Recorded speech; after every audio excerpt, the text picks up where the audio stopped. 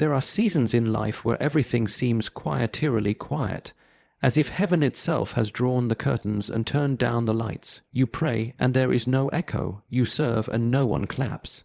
You strive, and still it feels as though you are walking through fog, unseen and uncelebrated. In these moments, it is tempting to believe that you have been forgotten, that your story is stuck in some divine pause. But perhaps, just perhaps, this hiddenness is not abandonment at all.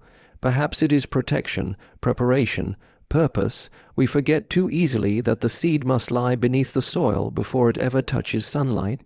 It is buried, pressed into the cold earth, concealed from the eye, not because it is worthless, but because it is full of promise. Growth, after all, begins in the dark, and so it is with us. When God hides you, it is never without reason. The silence is not God turning his face, it is God covering you with his hand. You are not being punished, you are being preserved.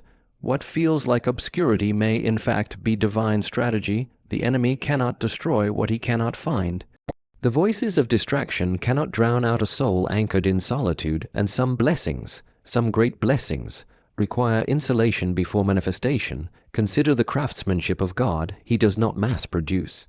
He chisels, he refines, he hides his greatest treasures until the moment is right. The diamond lies buried under pressure.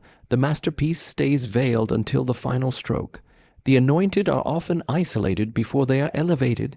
The waiting is not wasted. Heaven does not rush what it is shaping for glory. So do not despise your hiddenness. Do not curse the quiet season. It is here, in the stillness, that your roots go deep. It is here your character is formed far from the spotlight. It is here that you become ready to carry the weight of what's coming, for make no mistake, something is coming, something holy, something heavy. God is not merely delaying, he is designing. The very blessing you have wept for, longed for, dared to hope for, he is preparing it even now.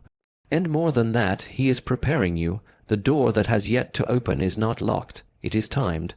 The promotion, the purpose, the promise, it will not arrive a moment too early, nor a second too late. And when it comes, it will not be small. It will be too big to explain, too beautiful to credit to anyone but God himself.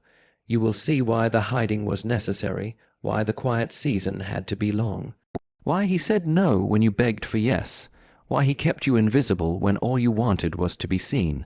The great blessing does not come to the hurried, it comes to the holy. Not to those who claw their way into the light, but to those who trust the light to find them in due season.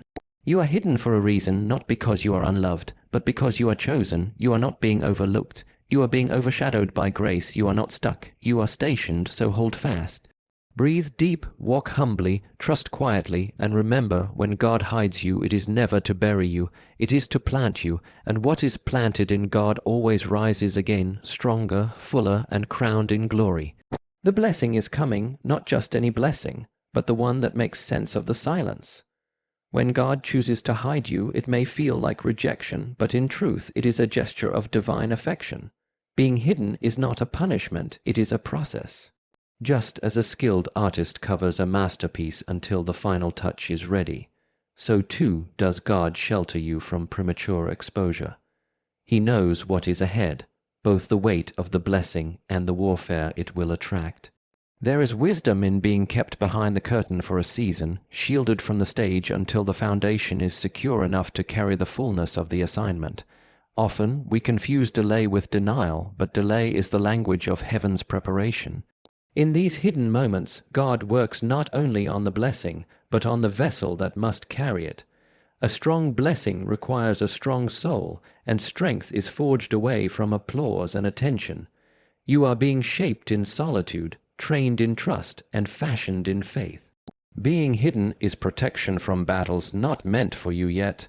When the timing is off, even good things can become burdens, so God, in his mercy, places you in a space where the world cannot see you, where the noise cannot distract you, and where the enemy cannot reach you.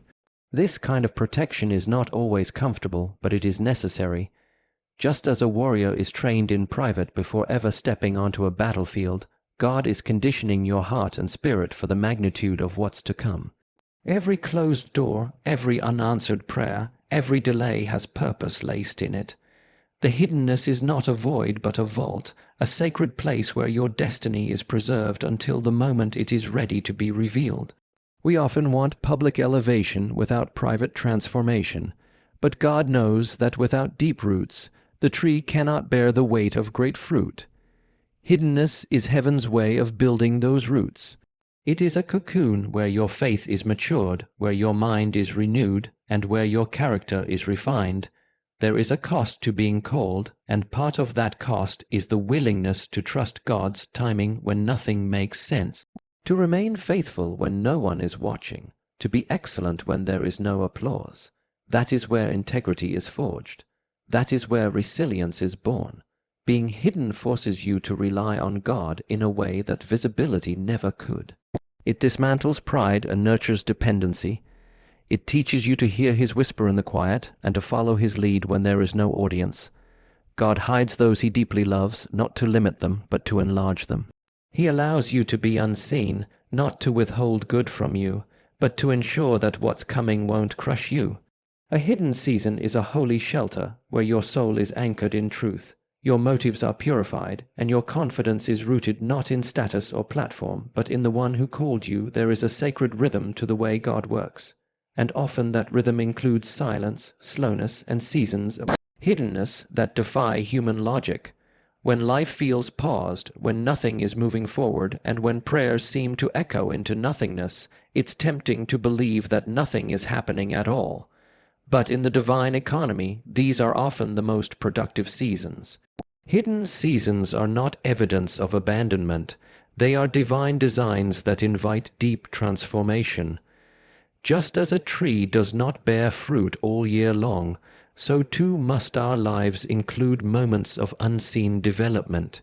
The roots of that tree grow downward in winter, far from view, securing its foundation so that it can sustain the weight of the fruit it will one day bear. In the same way, God takes us through spiritual winters not to harm us, but to grow our roots deeper into his truth, his presence, and his promises. God is not in a hurry. He sees the end from the beginning, and he is more concerned with who you are becoming than how fast you get there.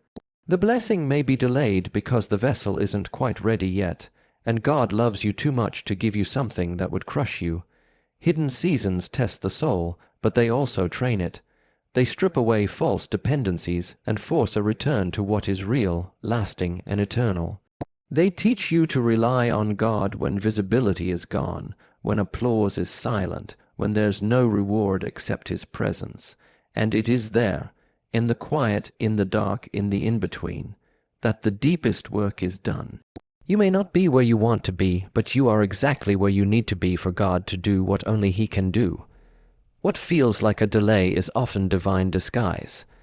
God is working behind the curtain, not only orchestrating circumstances, but sculpting your spirit. He may be protecting you from battles you are not yet ready to face. He may be maturing your heart so that your blessing does not become an idol.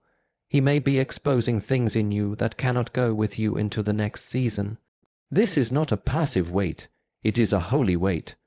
There is activity in the stillness, purpose in the silence, and glory in the mystery. You are not being overlooked, you are being refined.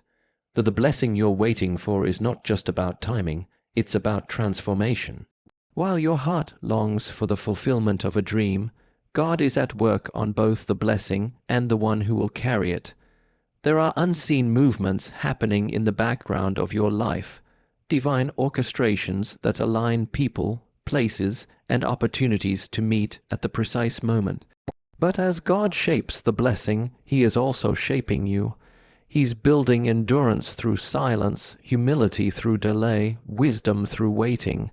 If the blessing came too soon, you might mishandle it, underestimate its weight, or attach your identity to it. So God in his mercy holds it back, not as punishment, but as preparation. He wants to make sure the blessing doesn't change your posture, that success doesn't replace surrender, and that favor doesn't outrun faithfulness. In the hidden places, your heart is being refined, the distractions are fewer, the applause is gone, and all that's left is the raw connection between you and God. That's where motives are exposed, desires are purified, and strength is forged. The silence isn't empty, it's sacred. The delay isn't dead time, it's divine time. While others may see stagnation, heaven sees construction. The deeper the foundation, the taller the structure can rise. And God is digging deep within you so that when the blessing comes, it doesn't break you, it builds you. What He has for you will require strength of character, clarity of purpose, and the resilience to carry it without losing your center. So He stretches your patience, He trains your spirit. He cultivates discipline, not to deny you joy, but to enlarge your capacity to handle what's coming. The blessing itself is being crafted with intentionality. Every detail is under God's sovereign hand. What you think is being delayed is actually being designed, the right door, the right people, the right opportunity. It's not being withheld, it's being perfected. And as God perfects the blessing, He also matures the person who will steward it. In that hidden space, your spiritual muscles are growing.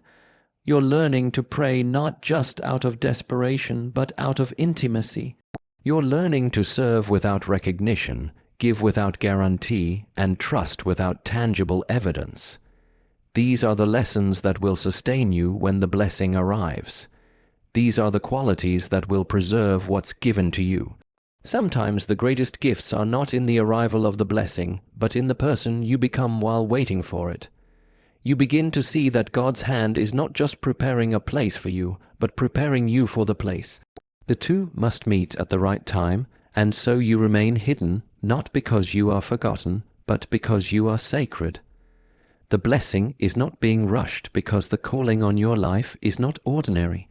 It is heavy with purpose, soaked in eternity, and designed to bring glory not to you, but through you.